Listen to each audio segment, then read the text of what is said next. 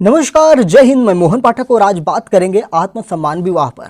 आत्मसम्मान विवाह की चर्चा इस समय लगातार बढ़ती जा रही है कि क्या है मामला, क्योंकि इस पर सुप्रीम कोर्ट ने अपनी एक टिप्पणी की है और इस पर अपना एक फैसला भी सुनाया है एक मामले में। तो पहले जानते हैं कि आत्मसम्मान विवाह की शुरुआत कैसे हुई और क्या है पूरा मामला। तमिलनाडु सरकार ने 1968 में सुयमरिया थाई विवाह को लीगल बनाने के लिए कानून के प्रावधानों में संशोधन किया था। ये जो सुयमरिया थाई विवाह है, इसी को हम हिंदी भाषा में आत्मसम्मान विवाह के नाम से जानते हैं और इसका मकसद विवाह की ऐसी प्रक्रिया को संचालित करना था जो एकदम सरल हो और जिससे आम लोगों को फ़ायदा हो सके। इसमें जिस प्रकार से हिंदू धर्म में 8 प्रकार की विवाह पद्धतियां हैं, जिनके बारे में भी हम डिटेल से चर्चा करेंगे। और पहले मैं इस न्यूज़ को कवर करता हूं, फिर इसके बाद हम डिटेल में आपको बताएंगे कि हिंदू परंपरा में कितने विवाह हैं और किनको मान्यता मिली हुई है और किनको मान्यता नहीं मिली हुई है। तो सर्वाधिक जो मान्यता अगर प्राप्त हम मानेंगे तो जो गृहस्थ आश्रम में एक होता है, जिसमें माता पिता या उनके रिश्तेदार मिलकर एक लड़की को देखते हैं या लड़की के पिता लड़के के परिवार को देखते हैं और उसके बाद ब्राह्मणों की मौजूदगी में पारंपरिक विधि विधान से पवित्र अग्नि के 7 फेरे लेकर 7 वचनों के साथ विवाह संपन्न किया जाता है। और ये प्रक्रिया काफ़ी लंबी होती है और ये कई दिनों की प्रक्रिया होती है, जिसमें काफ़ी पैसे भी खर्च होते हैं और बहुत सारी चीज़ें होती हैं, बहुत सारे रीति रिवाज होते हैं। तो इन्हीं सारी चीज़ों को ख़त्म करने के लिए, समाप्त करने के लिए और जो विवाह परंपरा है इसको बहुत ही आसान करने के लिए तमिलनाडु सरकार ने 1968 में सुयमरिया थाई विवाह को लीगल बनाने के लिए एक संशोधन किया था और जिसमें ब्राह्मण पुजारियों, पवित्र अग्नि और सप्तपदी, जिसे 7 फेरे कहते हैं, इसकी अनिवार्यता को खत्म करना था। और यह संशोधन विवाह कराने के लिए ऊंची जाति के पुजारियों, यानी कि जिन्हें ब्राह्मण कहते हैं, और विस्तृत रीति रिवाजों की आवश्यकता को दूर करने के लिए किया गया था। यानी कि अगर ब्राह्मण नहीं है, पुजारी नहीं है, तो उसके अलावा भी आप विवाह कर सकते हैं। हालांकि इन विवाहों को भी कानून के मुताबिक रजिस्ट्रेशन कराने की बात होती है। बिना रजिस्ट्रेशन के ये विवाह मान्य नहीं होंगे। वैसे अगर हम बात करेंगे तो जो वैदिक सभ्यता से, अगर विधि विधान से जो पूजा होती है ब्राह्मण पुजारियों द्वारा पवित्र अग्नि की साक्षी मानकर जो विवाह होते हैं, उनका भी रजिस्ट्रेशन करवाना अनिवार्य है, क्योंकि आपको वहाँ से तो आप सामाजिक रूप से लीगल हो जाते हैं, लेकिन कानूनी तौर पर लीगल होने के लिए आपको अपना रजिस्ट्रेशन करवाना ज़रूरी होगा। मामला किस प्रकार से उठा था, अगर हम इसकी बात करेंगे तो सुप्रीम कोर्ट ने जो तमिलनाडु में सुयमरिया थाई आत्मसम्मान विवाह था उसको मंजूरी दे दी है। और इस सुप्रीम कोर्ट ने मद्रास हाई कोर्ट के एक फैसले को रद्द करते हुए यह आदेश दिया है कि हाई कोर्ट ने कहा था कि वकील अपने कार्यालयों में ऐसे विवाह नहीं करा सकते हैं, मगर सुप्रीम कोर्ट ने अपने आदेश में कहा कि वकील अपने कार्यालयों में ऐसे विवाह करवा सकते हैं और मद्रास हाई कोर्ट के इस फैसले को खारिज कर दिया। संशोधित हिंदू विवाह कानून के तहत व्यक्तिगत रूप से दंपत्ति को जानने के आधार पर वे कानून की धारा 7A के तहत विवाह करा सकते हैं। और कोर्ट ने कहा कि वकील पेशेवर क्षमता में काम नहीं कर रहे हैं, लेकिन यह काम करा सकते हैं। यानी कि वकील ये बहुत ज़्यादा लीगल इसको नहीं मान सकते हैं जो सामाजिक रूप से है, लेकिन इस काम के लिए इन्हें रोका नहीं जा सकता, ये करवा सकते हैं। Supreme court Madras high court के उस आदेश के खिलाफ इलावरसन नामक एक शख्स की अपील पर सुनवाई कर रही थी, जिसमें उसकी बंदी प्रत्यक्षीकरण याचिका खारिज कर दी गई थी। और इलावरसन की तरफ से पेश वकील एथेनम वेलन ने दावा किया कि उन्होंने अपनी पत्नी के साथ सुयमरिया थाई विवाह किया था और उनकी पत्नी अभी अपने अभिभावकों की अवैध अभिरक्षा में है।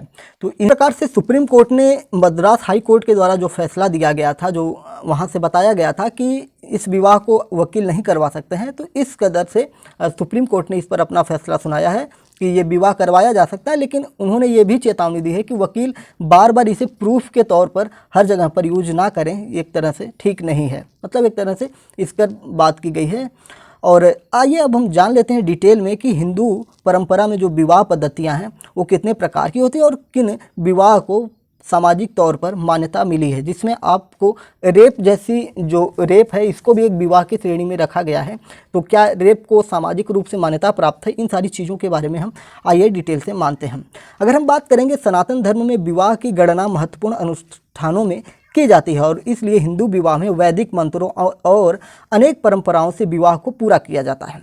हिंदू धर्म के लिए 8 प्रकार के मुख्य विवाह बताए गए हैं और इन विवाह में सर्वश्रेष्ठ ब्रह्म विवाह को और सबसे निम्न कोटि का स्थान पैशाची विवाह को दिया गया है। ब्रह्म विवाह वही है जिसके बारे में अभी सुप्रीम कोर्ट में जो फैसला मैटर चल रहा था, जिसमें ब्राह्मण द्वारा शादी करवाई जाती है अग्निवेदों को लेकर, तो इस पूरा डिटेल में हम इसको चर्चा करने वाले हैं।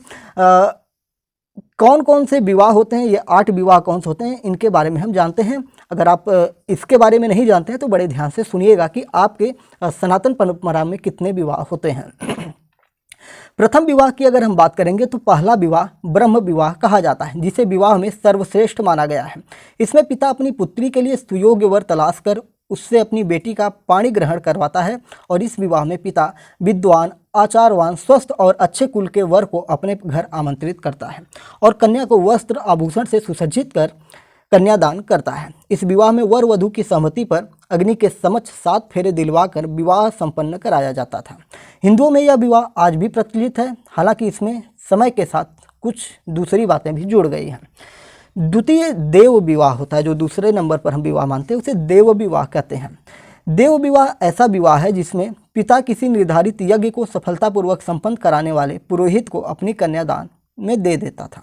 विशेष रूप से देवताओं के लिए यज्ञ करने पर यह विवाह होता था, इसलिए इसे देव विवाह कहा गया। इस विवाह में कन्या की पूर्ण सहमति होती थी, यानी कि जो आपका ये विवाह है, देव विवाह और ब्रह्म विवाह, इन दोनों विवाहों में जो पुत्री होती है यानी कि कन्या है, बेटी है, उसकी सहमति के बाद ही ये विवाह होते थे। तीसरे नंबर पर हम विवाह की बात करेंगे तो इसे आर्ष विवाह कहते हैं। इस विवाह में कोई ऋषि विवाह की इच्छा से कन्या के पिता को गाय और बैल या उनका जोड़ा दान में देता था, तो यह विवाह किया जाता था। यह गोदान कन्या के रूप में नहीं, यानी कि ये जो गोदान ऋषि के द्वारा कन्या के पिता को दिया जाता था, ये कन्या के मूल्य के रूप में नहीं बल्कि धार्मिक कारण से गाय बैल दान में दिए जाने पर होता था। यानी कि इसमें कन्या को खरीदा नहीं जाता था। अगर इसका गलत अर्थ निकालने वाले निकाल सकते हैं कि गोदान कन्या के मूल्य के रूप में होता था, तो ऐसा बिल्कुल भी नहीं था। इसमें गोदान कन्या के मूल्य के रूप में नहीं बल्कि धार्मिक कारण से गाय बैल दान दिए जाने पर होता था। गाय को माता समझा जाता है और हिंदू सनातन परंपरा की बात करेंगे तो गाय बैल जो होते हैं, बैल को एक तरह से घर के बड़े बेटे के समान समझा जाता है। तो ये सारी चीज़ें होती हैं। क्योंकि यह विवाह ऋषियों से संबंधित है, इसलिए यह विवाह आर्ष विवाह कहलाता है। मूल रूप से इस विवाह के बारे में सतयुग में जिक्र आता है। चौथे चरण की अगर हम विवाह की बात करेंगे तो प्रजापत्य विवाह होता है। वैसे तो प्रजापत्य विवाह ब्रह्म विवाह की तरह ही होता है, बस इसमें कन्या का पिता नव दंपति को आदेश देता था कि तुम दोनों मिलकर आजीवन धर्माचरण करते हुए वैवाहिक जीवन व्यतीत करो। इससे पूर्व एक विशेष पूजन भी किया जाता था। ऐसा माना जाता है कि इस विवाह से उत्पन्न संतान अपनी पीढ़ियों को पवित्र करती है। यानी कि प्रजापत्य विवाह आप देखे होंगे ना कि प्रजापति एक देवता थे और उनके दामाद जो होते हैं, उनकी बेटी का नाम पार्वती होता है और उनके दामाद भगवान शिव होते हैं, और प्रजापति विवाह उस समय एक तरह से प्रचलित था। पांचवें विवाह की बात करेंगे तो असुर विवाह होता है। इस विवाह में कन्या के माता पिता वर से धन लेकर विवाह करते थे, यानी कि लड़के के परिवार से पैसे ले लिया जाता था और अपनी बेटी को दे दिया जाता था। इसे असुर विवाह कहते थे। असुर विवाह में कन्या का मूल्य प्राप्त किया जाता था, इसलिए यह असुर विवाह कहलाया। इस विवाह को असुर विवाह कहने के पीछे एक और कारण बताया जाता है। मान्यता है कि प्राचीन काल में असीरियन लोगों में विवाह की यह पद्धति प्रचलित थी। हो सकता है असुर शब्द असीरियन से प्रभावित हो। इस विवाह में कन्या की इच्छा या अनिच्छा का कोई महत्व नहीं होता था, यानी कि इसमें लड़की को यह विवाह मान्य है या अमान्य है, इसमें कोई महत्व नहीं रखता था। पैसे लो और बेटी ले जाओ। जो कोई भी उसके अभिभावकों को धन देता था, उसे उसी व्यक्ति से शादी करनी पड़ती थी। तो इसे असुर विवाह कहा जाता था। वैसे भी असुर हमारे यहाँ एक तरह से राक्षस के रूप में देखा जाता है, लेकिन असीरियन लोगों में यह विवाह प्रचलित था। तो ये भी मान्यता है कि असीरियन शब्द से इसका भ्रंश होकर असुर शब्द निकल गया हो। अगला विवाह छठवां विवाह है, जिसे गांधर्व विवाह कहते हैं, जिसे आज के समय में हम लव मैरिज कह सकते हैं। मौजूदा लव मैरिज गंधर्व विवाह का ही एक रूप माना जा सकता है। इस विवाह में लड़का और लड़की एक दूसरे के प्रेम में संबंध बना लेते थे और इसके बाद परिवार और माता पिता के आशीर्वाद से विवाह करते थे, इसलिए इस विवाह को गांधर्व नाम दिया गया है। तो समझ गए होंगे कि गांधर्व विवाह क्या होता था, लव मैरिज विवाह होता था। सप्तम राक्षस विवाह माना गया है। राक्षस मतलब राक्षस होता है, दुष्ट, ठीक है। जिसे हम कह सकते हैं कि जबरन विवाह करना। इस विवाह को निम्न कोटि का यानी कि सबसे घटिया तरह का विवाह माना जाता है।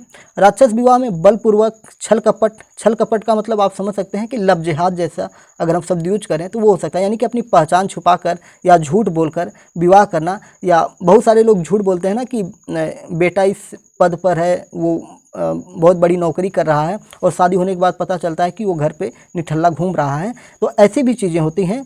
तो छल कपट झूठ बोलकर विवाह करना, या युद्ध में पराजित पक्ष की कन्याओं का अपहरण कर लेना, यानी कि किसी युद्ध में लड़ाई में जो कोई हार जाता था तो उसके परिवार की बच्चियों को अपहरण कर लेना, या किसी बच्ची को अपहरित करके उसका विवाह करना, किडनैपिंग करके विवाह कर लेना, और उसके इच्छा के विरुद्ध किया गया विवाह से मतलब उसके साथ शारीरिक संबंध बनाया गया हो, तो ये राक्षस विवाह के श्रेणी में आता है। अब हम बात करते हैं 8वें विवाह की, जिसको हम रेप कहते हैं, आज की भाषा में रेपिस्ट जिसे कहते हैं। इस विवाह को निकृष्टतम विवाह कहा जाता है। निकृष्टतम का मतलब होता है कि सबसे घटिया, अवैधानिक और महापापी जैसे शब्दों से अगर हम कहें तो ऐसा कह सकते हैं। तो इस विवाह में स्त्री की सहमति के बिना धोखे से बेहोशी की हालत में शारीरिक संबंध बनाने और दुष्कर्म करने के बाद विवाह किया जाता है। यानी कि किसी महिला के साथ ज़बरदस्ती कर लेना, उसके साथ दुष्कर्म करना और उसके बाद उससे शादी कर लेना, ये पैशाच विवाह कहलाता है। हालांकि दुराचार करने के बाद वह व्यक्ति कन्या के साथ सम्मानपूर्वक विवाह कर लेता था, इसलिए इसे विवाह तो माना गया, परंतु सबसे निकृष्ट श्रेणी का माना गया। यानी कि इस विवाह को, पैशाच विवाह को आपको एक बार फिर से समझने की ज़रूरत है। यानी कि इसमें जो लड़की होती है उसके साथ, स्त्री के साथ उसके बिना सहमति के या धोखे से या बेहोशी की हालत में शारीरिक संबंध बना लेना, या ज़बरदस्ती उसके साथ शारीरिक संबंध बना लेना, ये तो हो गया। लेकिन इसके बाद वो उस लड़की को अपने घर पे ले जाता है, उससे शादी करता है और उसे पूरे जीवन सम्मानपूर्वक अपने साथ रखता है, तब इसे पैशाच विवाह की श्रेणी में रखा जाता है। ये नहीं है कि ऐसा उसके साथ गलत कार्य कर दिया और फिर इसे पैशाच विवाह, तब तो वो अपराधी हो गया। लेकिन अगर वो विवाह कर लेता है, ऐसे बहुत सारे मामले होते हैं कि कोई लड़का किसी लड़की के साथ गलत संबंध बनाता है और पकड़ा जाता है या दुष्कर्म करता है, और फिर उसके बाद लोगों द्वारा पकड़कर उसके साथ विवाह करवा दिया जाता है, और फिर वो लड़की उसके साथ मतलब यानी कि अपने ससुराल चली जाती है और वहाँ पर सम्मानपूर्वक पूरे जीवन भर रहती है। तो इस स्थिति को पैशाच विवाह मानते हैं। अगर नहीं विवाह होता है तो आप जानते हैं कि हमारे देश में या पूर्व में भी ऐसे बहुत सारे कानून हैं जिसमें उसको सज़ा का प्रावधान है। तो ये आपका पैशाच विवाह था। तो इस प्रकार से हमने देखा कि पैशाच विवाह क्या होता है, राक्षस विवाह क्या होता है, इसके बारे में भी हमने जाना। अच्छा, राक्षस विवाह के बारे में शायद मैंने आपको नहीं बताया, तो इसके बारे में बता दूं कि इस विवाह को निम्न कोटि का विवाह माना जाता है। राक्षस विवाह में बलपूर्वक छल कपट से युद्ध में पराजित पक्ष की कन्याओं का अपहरण कर उनसे इच्छा के विरुद्ध किया गया विवाह राक्षस विवाह के अंदर आता है। मैंने बता दिया था मैंने। फिर एक विवाह है आपका गंधर्व विवाह है, असुर विवाह है, प्रजापत्य विवाह है, आर्ष विवाह है, देव विवाह है, ब्रह्म विवाह है। तो सबसे सर्वोच्चम विवाह जिसे माना गया है उसे ब्रह्म विवाह माना जाता है, जिसको मैंने फिर से पहले कई बार बता दिया कि इसमें अपनी पुत्री के लिए माता पिता सुयोग्य वर ढूंढते हैं और बेटी का पाणी ग्रहण करवाते हैं, और इसके बाद विद्वानों द्वारा आचरवान स्वस्थ और मतलब धार्मिक मंत्रोच्चार के साथ इसके साथ विवाह किया जाता है एक अच्छे कुल के वर को देखकर। तो आज के समय में भी आप देखते होंगे कि माता पिता एक अच्छे वर को ढूंढते हैं, फिर उसके बाद विभिन्न धार्मिक परंपराओं के अनुसार विवाह होता है। तो सबसे सर्वश्रेष्ठ विवाह में ब्रह्म विवाह को माना गया है, और उसी ब्रह्म विवाह को समाप्त करने के लिए तमिलनाडु सरकार ने एक नियम लाया था। यानी कि हम बात करेंगे तो समाप्त करने की बात नहीं थी, वहाँ पे प्रक्रिया को सरल बनाने की बात की गई थी। देखिए, ब्रह्म विवाह एक बड़ा विवाह होता है जिसमें काफ़ी खर्च होते हैं और काफ़ी मुश्किल होता है। तो इसकी वजह से वहाँ पे इस विवाह को सरल करने के लिए आत्मसम्मान विवाह की बात की गई थी, जिसमें इन लोगों की ज़रूरत ना हो और उसके अनुसार वहाँ पे विवाह हो जाए, यानी कि कानूनी प्रक्रिया के अनुसार हो जाए, तो कोई बुरी बात नहीं है। विभिन्न प्रकार के विवाह हैं और समाज में परिवर्तन होते रहते हैं। अगर ऐसे विवाह को मान्यता मिलती है तो कहीं ना कहीं गरीब परिवार के बच्चियों के लिए काफ़ी राहत होगी, वो भी जाकर कोर्ट वैसे भी हम देखेंगे तो कोर्ट मैरिज आजकल होता ही है, तो कोर्ट मैरिज में कोर्ट में जाकर रजिस्ट्रेशन करवा कर शादी कर लेना वहाँ पर भी, तो इस प्रकार से व्यवस्थाएं बनी हुई हैं, कोई नई बात नहीं थी। लेकिन ये प्रकरण सामने आया था तो आत्मसम्मान विवाह क्या था इसके बारे में हमें चर्चा करना ज़रूरी था और हमने उस पर बात की। उम्मीद है कि आपको चीज़ें समझ में आई होंगी और डिटेल में मैंने आपको बताया। चैनल पर नए हैं तो चैनल को सब्सक्राइब कर लीजिए, हमारे साथ जुड़ जाइए, जिससे आपको सारी जानकारियाँ, करंट अफेयर्स और देश दुनिया में क्या हो रहा है सब कुछ जानकारी प्राप्त हो सके। जय हिंद, नमस्कार, भारत माता की जय।